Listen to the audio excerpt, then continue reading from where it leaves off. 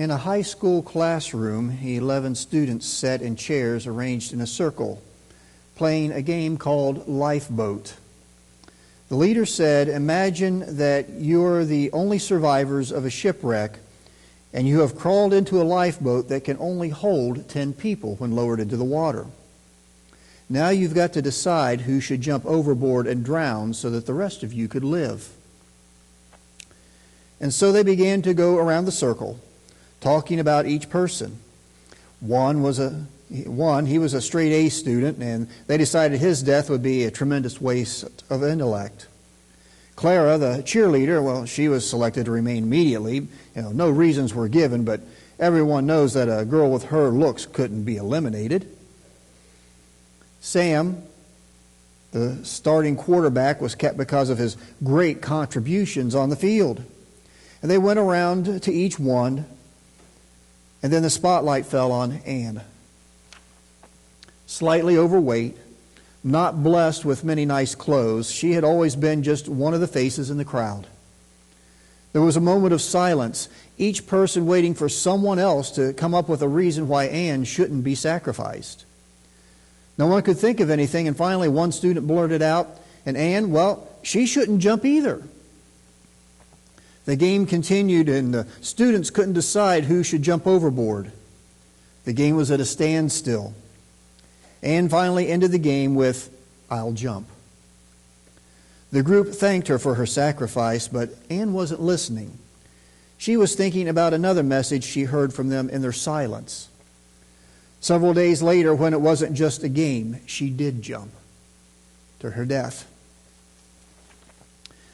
This is a heartbreaking and also a true story. But it helps us think about how tough it is when we don't feel loved and supported. In fact, interviews and statistics show that the one thing that people want more than anything is to be loved. So why did Anne jump? She felt unwanted and unloved, even unlovable. Let's face it, we all have a circle of friends. But suppose someone in that circle, or maybe even several in that circle, kept agreeing to do things with you and then ditched you and constantly had excuses. Or spreading a rumor about you, or even several rumors. Or maybe they keep lying to you. Maybe they wouldn't stop calling you an embarrassing nickname when you were younger. Maybe that was something you remember. Or they keep borrowing things and don't return them. I mean, for most of us, our circle of friends would change when things such as these would happen. And there are probably many other things, not just these, that would cause you to change your circle of friends, that you reach the point where, I don't want anything to do with them. And try to imagine those who would keep trying to keep those friendships going because they are hungering so much to be loved and to belong somewhere. Even if it's with someone who's not treating them properly, just the fact that they are part of a group and they are struggling to find that love until the lack of love pushes them over the edge. But God is different. We can't even begin to imagine how unbounding His love is for us. But we can begin to get an idea as we look at the very well-known passage found in Luke chapter 15, if you would.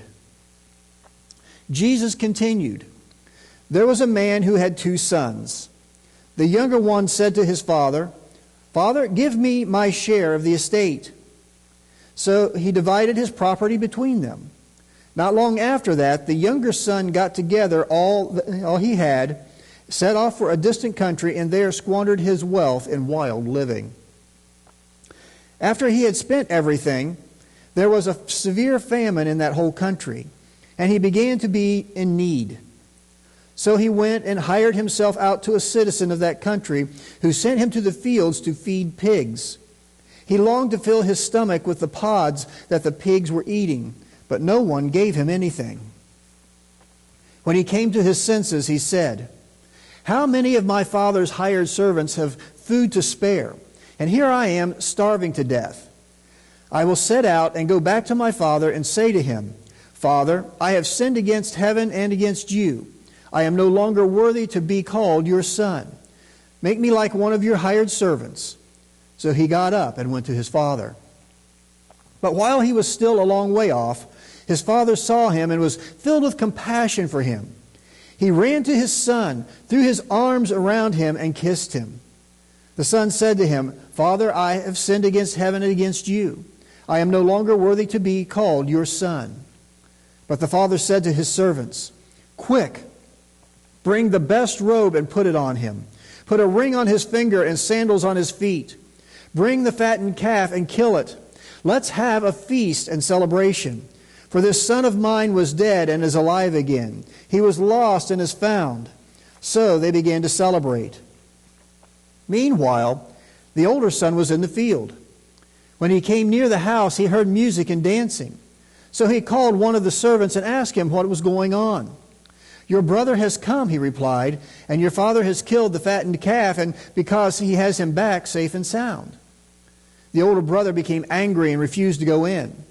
So his father went out and pleaded with him, but he answered his father, 'Look, after all these years, I've been slaving for you and never disobeyed your orders. Yet you never gave me even a young goat so I could celebrate with my friends.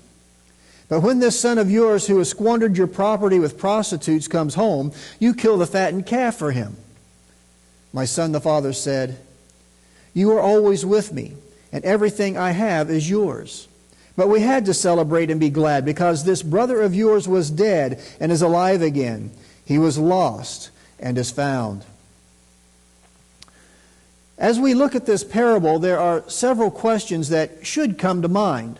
And I want us to go back and kind of go through it a little in the different sections. And as we look at this parable, I want us to consider those questions and see how they apply to us as well. And so let's go back to the beginning of the parable, if you would. Jesus continued, "There was a man who had 2 sons. The younger one said to his father, 'Father, give me my share of the estate.' So he divided his property between them. Not long after that, the younger son got together all he had, set off for a distant country, and there squandered his wealth in wild living. After he had spent everything, there was a severe famine in that whole country, and he began to be in need. So he went and hired himself out to a citizen of that country, who sent him to the fields to feed pigs. He longed to fill his stomach with the pods that the pigs were eating, but no one gave him anything." And so as we look at the beginning of this parable, one of the first, probably the primary question that would come to mind and that we need to ask about the parable and also about ourselves in many situations is, why did the younger son leave? Why did he leave? And as we think about it, I mean, there's probably a time in each of our lives where this parable applies in some way. So why would the younger son leave? Well, there are many reasons why he probably wanted to leave. Well, one, he felt like he had all the answers. Felt like he knew everything he needed to know. I'm sure some of us know some young people like that. And if we are honest with ourselves and we think back to maybe our teenage years, maybe we were a little bit the same way with our parents.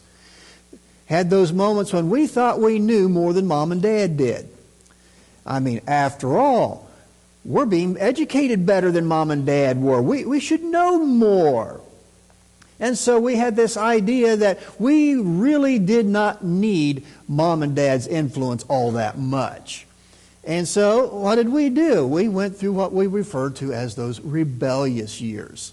All right? Where we thought we knew best. We know what's best for us. And so we rebelled. In some cases, the children do up and leave. Other cases, they still remain at home, but there is that constant conflict, that constant butting heads between parent and child. And there's that constant struggle going on because, let's face it, in many ways, that's part of the growing up process. We hate to admit it, but it is. I mean, most of us who have those kids, we look back and in some ways we wish they hadn't grown up so we wouldn't have had to go through that with them. Yeah? I mean, I remember there was one time, she probably won't admit to this, okay, but there was one time when things became so intense, butting heads with Kristen, our oldest, that one day out of frustration said, "I'm beginning to understand why some animals eat their own children."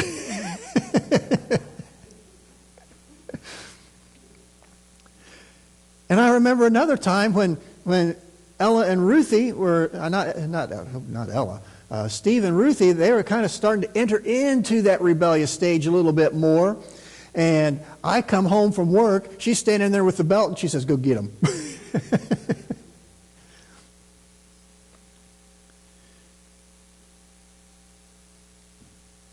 And we begin to understand that's probably what this younger son was going through. And one of the things that was typical to the culture of that day is that it was basically a general understanding that the parent divided up the estate. The younger got the smaller portion. The older got the lion's share, if you will.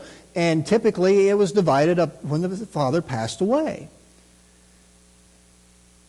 And so we've got this son that is probably going through that rebellious stage, and he's decided, I can make it on my own. Dad, go ahead and give me my inheritance. I've got plans for my life, and it does not involve hanging around here. Dad, there's just not enough going on around here. Matter of fact, a lot of communities are suffering because of that attitude.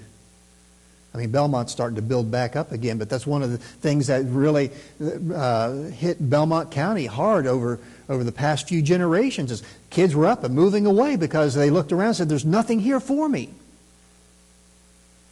And that's probably what this young son was going through in this parable. He didn't feel like there was anything there for him. After all, the older brother gets the lion's share. He gets the farm. He gets the house. He gets all that stuff. I get this little bit that's left over. Dad, go ahead and give me what's mine. I'm going to go ahead and make my way in the world. Bye-bye. And he probably walked away, never looked back, with no intention of ever going home again. And sadly, there are many homes that have gone through that, have had children walk away, not looking back, and never see them again. Wondering what's happening with them.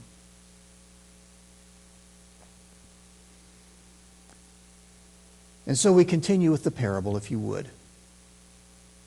When he came to his senses, he said, "How many of my father's hired servants have food to spare? And here I am starving to death. I will set out and go back to my father and say to him, 'Father, I have sinned against heaven and against you. I am no longer worthy to be called your son. Make me like one of your hired servants.' So he got up and went to his father. But while he was still a long way off, his father saw him and was filled with compassion for him. He ran to his son, threw his arms around him, and kissed him. The son said to him, 'Father, I have sinned against heaven and against you. I am no longer worthy to be called your son.'" And so as we move it through the parable, the next question comes to mind is, well, why did he return to his dad? Why did he go home? I mean, let's face it, there are many kids who leave home under similar circumstances, like we said, and they find themselves falling on tough times, and yet they do not return home. For many, it's a pride thing. They're just not willing to admit, I shouldn't have left. They're just not willing to admit that they were not able to make it on their own at that point. Sadly, some of the young girls who go through that and run away find themselves caught in human trafficking and prostitution. Too ashamed to go home once they truly grasp the situation they're in. But as we look at what took place, we find that the Scriptures say that this son came to his senses. He began to realize what he had done. He began to realize that he ventured out when he shouldn't have. He began to realize things were not as bad at home as he thought they were. He began to realize that there was more there than there was where he found himself at that point in time. You see, what we see in this picture is that sometimes we have to hit the bottom of the pit before we're willing to look up. Sometimes we are so self-centered, we are so focused on us, we think the old, for some it might be considered an ancient history terminology back from the 50s and 60s. We thought we were the cat's meow. We thought we were God's gift to the world, only to find out we're not. The world doesn't care a thing about us. As far as the world was concerned, if we disappeared within the next 20 minutes, oh well. Kind of in the words of Scrooge from A Christmas Story. Lessen the superfluous population of the world. And so this son finds himself at the bottom of the pit. And he's finally looking up. He's finally realizing the realities of life. He's finally realizing lessons that he would have probably learned in a lot more pleasant environment if he had stayed at home than what he's had to learn them out trying to be on his own. Because the reality is, life is harsh at teaching us lessons. Life has no intention of being gentle. Life doles it out as harsh as it can be. And there are some lessons that are harder learned than others. And this son is learning those hard lessons. And he's struggling, he's starving, and he's come to the realization, he's come to his senses. He now realizes he's made a mistake. He was better off where he was. And he also has come to the understanding and realization that he has, by his actions, in many ways, brought shame upon his father. Understanding that whoever may know the family who happens to come across him and see the situation he is in, he's basically put a stain on the family name. And now his view of himself has completely changed. He's been humbled by his situation. He's been struck down by the realities of life. And now in his eyes, he's no longer even worthy to wear the family name. If I could just find enough forgiveness that Dad would at least hire me as one of the servants. That's some major humbling.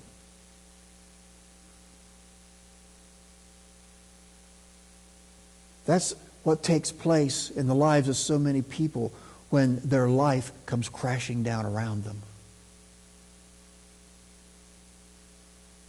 And now this son and people who go through these experiences find themselves in a situation where they feel like they're no longer lovable. How could Dad possibly love me after this? I've shamed the family name. I've squandered everything. I'm a failure. I'm worthless. And for many people, the answer is to take their own lives because they feel like there is no one who would ever forgive them, no one who could ever love them again because what they have done has just been so horrible. The person they have become has become so unlovable that no one would ever want them for any reason.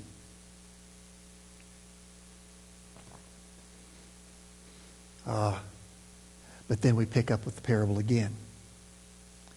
But the father said to his servants, "Quick, bring the best robe and put it on him. Put a ring on his finger and sandals on his feet. Hire the fatted calf. Bring the fatted calf and kill it.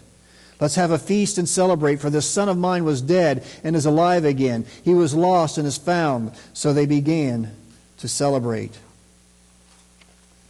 And as we look at this passage of the parable and what took place in the previous section, remember, as the son was coming home, it says the father was watching for him, saw him in the distance. And what did the father do? He went running to his son. This one who was coming home, who felt unlovable, who felt like the only thing that he was worthy of was to not even wear the family name, but just simply become one of the servants. The father goes running to him, throws his arms around him.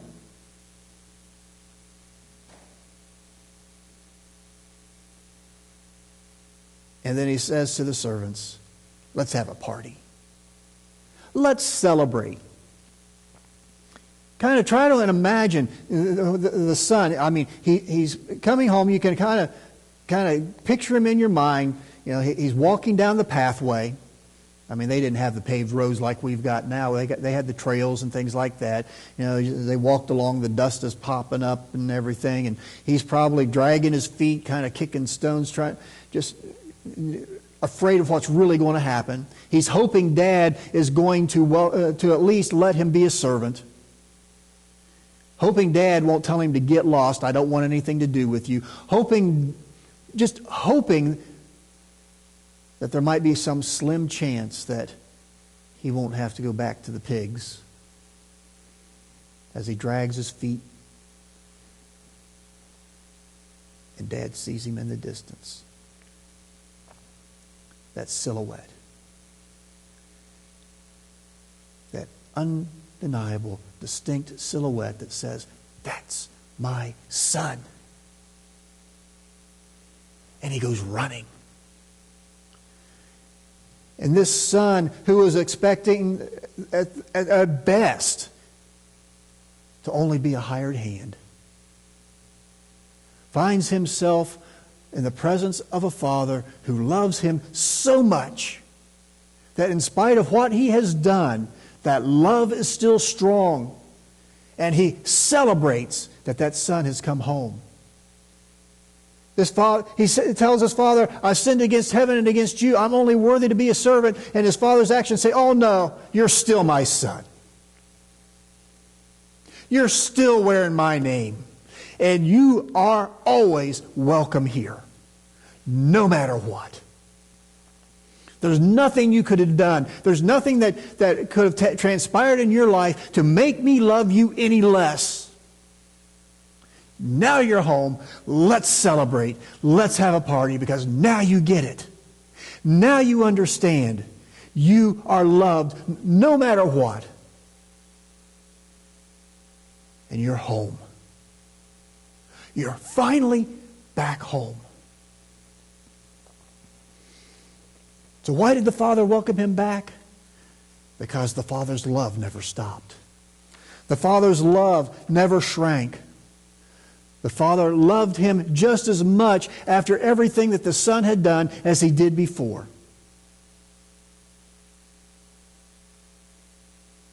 And now he had him back home. I'm sure one of the things the father feared was at some time, at some point, he was going to get word from someone, your son is dead. You know the one that left? He's dead.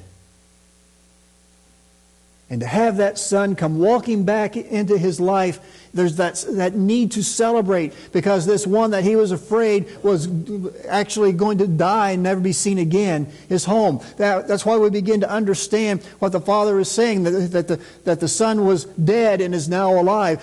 Because from his perspective, he probably didn't think he would ever see him again in this life. And for all he knew, he really was dead. And so we get the picture from the father's response that from the moment that son left, he began to mourn the loss as if someone had died. For the fear that life would take his son and never return him. But the story doesn't end there. As we pick up in verse 25. Meanwhile, The older son was in the field. When he came near the home, he heard music and dancing. So he called one of the servants and asked him what was going on. "Your brother has come home," he replied, "and your father has killed the fatted calf, and because he has him back safe and sound." The older brother became angry and refused to go in. So his father went out and pleaded with him. But he answered his father, Look, all these years I've been slaving for you, and you never disobeyed your orders. Yet you never gave me even a young goat so I could celebrate with my friends. But when this son of yours, who has squandered your property with prostitutes, comes home, you kill the fatted calf for him." "My son," the father said, "you are always with me, and everything I have is yours. But we had to celebrate and be glad because this brother of yours was dead and is alive again. He was lost and is found." So, why did the older son resent his younger brother? Well, let's face it, he was jealous.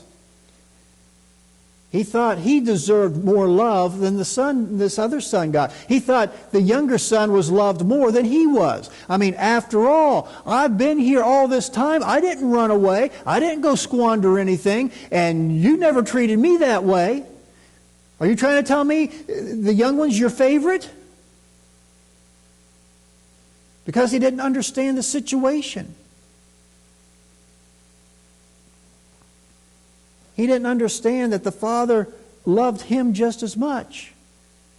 And as we look through the father's reply, it says, "All I have is yours." In other words, you could have had a party anytime you wanted.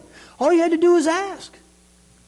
It wasn't being withheld from you. It was right there available. Everything I have is yours. You wanted to have your friends over? That you could have. But you need to understand something. I love you and your brother equally. I love you. That love will not change. And just because he left home doesn't mean I stopped loving him. And you need to understand that, yes, you are here with me. And I'm happy with that. I rejoice with that. But when your brother left, it was as if he had died. It's like a part of me was being torn out. And the same thing would have happened if you would have left. As the father, in his response, tries to help the son understand that it didn't matter which one would have left, the response would have been the same. If the older one would have been the one that left, he would have responded the same way when he came back home.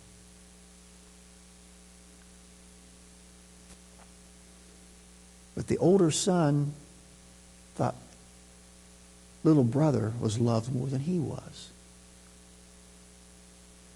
Because he didn't understand what the love of a parent is like. He didn't grasp it. He didn't fathom the idea that it didn't matter which son left, Dad would have still been mourning the loss. Dad would have still felt like a part of him had been ripped out.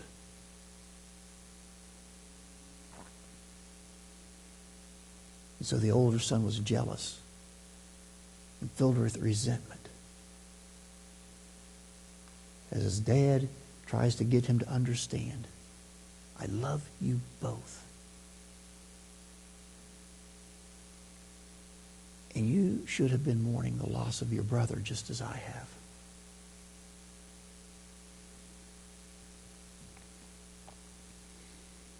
So why did the sons respond differently? Perspective. The older son, he was content with the way things were. The younger son was not. The older son thought he had earned, there's that word. We've talked about that before. He thought he had earned the father's love. The younger son thought he had lost the father's love. And one of the things that we find in this parable is that the father's love was never earned. It wasn't conditional on how much either son did to earn that love. And the father's love wasn't something that could be lost simply because a son was making mistakes. making wrong choices. So as we are looking at this parable, we understand that the younger son in the story represents us. But let's understand the story a little bit better, because the picture of the prodigal son is not a picture of the world in general. The picture of the prodigal son is a picture of the church, Christians.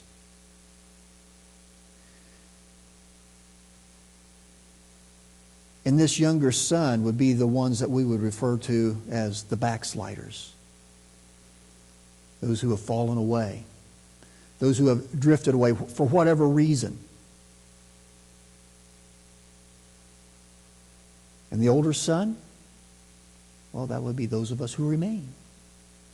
Well, we've remained faithful. We've been here. We've been rolling up our sleeves and getting down into the dirt. We've been staying here. We've been doing the work while you drifted away.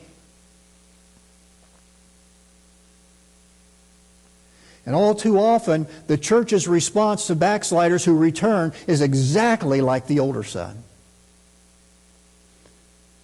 As a matter of fact, something that so many have recognized over the decades, over the centuries, is the church has become notorious for shooting its own wounded. Even in the days of the apostles, the same thing happened. If you were to go to 1 Corinthians, you would find that the Apostle Paul is getting after the church because they are tolerating a man having his mother. Said, kick him out of the church. Disfellowship him. Deal with it. Discipline. And then you get over into 2 Corinthians. They've done that. The man has repented. He's come back, but they're not accepting him. And the Apostle Paul says, hey, it doesn't work that way. Welcome him back. That all too often we will have people who will leave the church for whatever reason, and when they finally reach that point, so to speak, where they're at the bottom of the pit, and the only place they've got to look up that they can do is look up to God, and they repent and they come back, all too often the church wants to turn their back on them. They're hurting, they're wounded, they're struggling, they're wanting to be loved, they feel unloved, they want to know that there's still love to be found. And yet the church has a tendency to not love them in return. When the reality that we see in this parable is that when one of God's children returns to the fold, there should be a celebration, a welcoming back. But all too often it never happens. They've come wounded, hurting, needing to heal, to the place where they should be able to find the balm of faith, where they can heal, where they should be able to come back into the open arms of the church,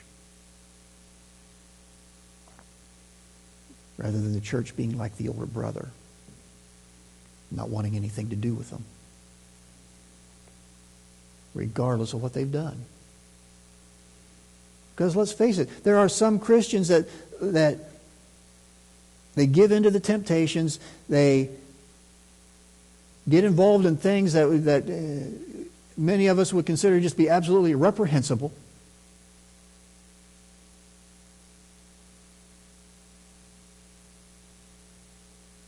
They find themselves knocked down. They've repented. They're struggling to return. And what happens? The rumors start. Oh, I don't really think they're any different. And we doubt them. We doubt their repentance. We doubt their desire to truly return to Christ.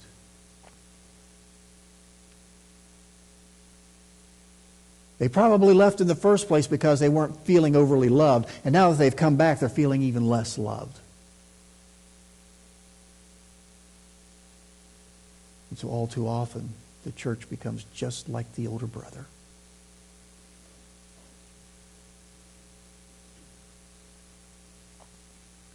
But then the father, Oh, we know who the father in the parable is. That's God himself. And what we see in that parable, in the father of that parable, is that we have a loving God that loves us even when we feel like we're unlovable. He loves us in spite of what we have done. He loves us regardless of where we have found ourselves.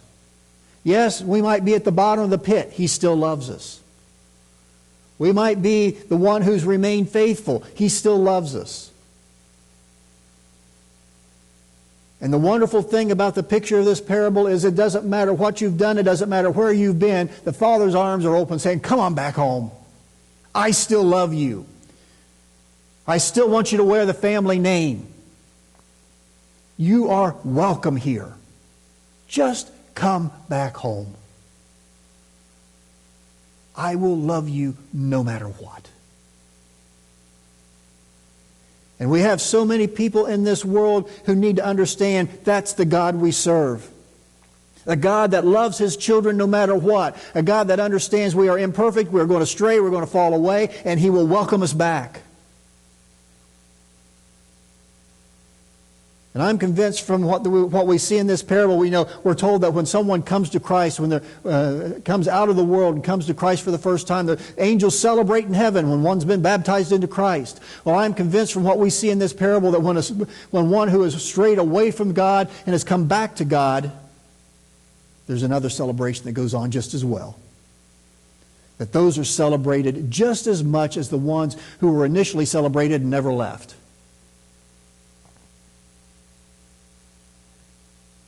God loves you. And one of the memes I've had running in the announcements on the slides was, there's nothing you can do to make God love you any less, and there's nothing you can do to make Him love you any more. His love is constant. It's unchanging.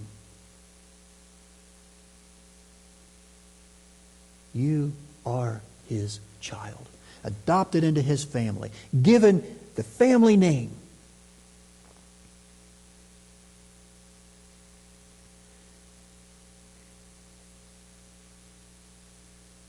And in those times when you feel like you've failed Him, that there's no way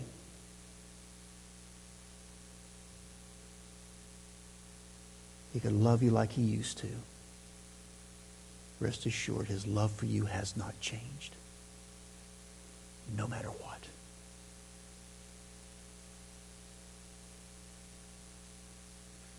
And no matter what you've done, no matter where you've been, His arms are always open, ready to welcome you back home, ready to celebrate the one who has wandered away, been struck down by life, been crushed by life,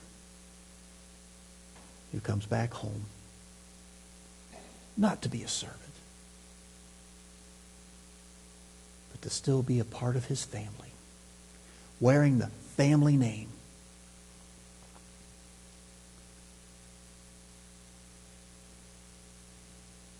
Because His love is so great, He gives us more than a second chance. He is the God of starting again. He is the God of renewal. He is the God of taking whatever you've done and leaving it in the past. He is the God who says to you, it doesn't matter what you've done, I've got a future for you.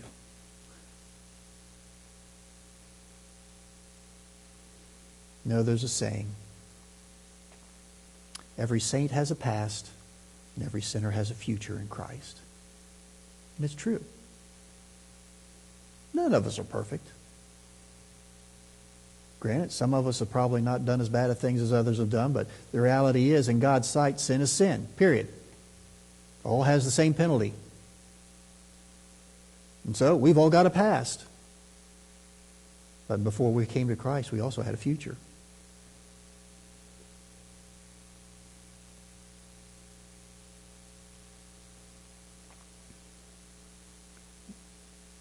We serve a God whose love is beyond anything we could ever begin to imagine.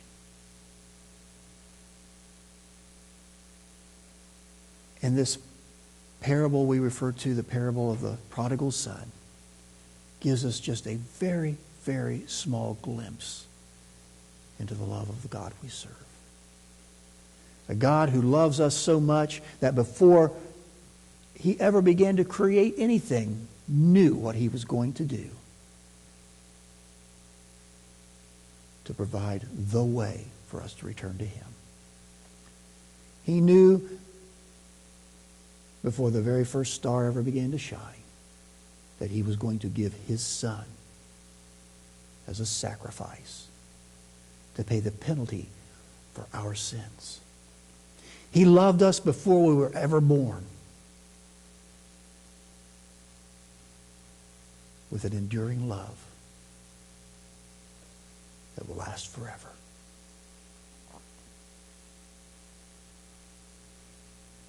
You find yourself struggling from times, the world pulling you away. Oh, it's good at that. Very good at pulling us away, getting us focused on other things, getting us to stray away from the fold, getting us to stray away from the things of God. And the entire time, just like the father in the parable, he's there waiting, watching. Come home. Come back home.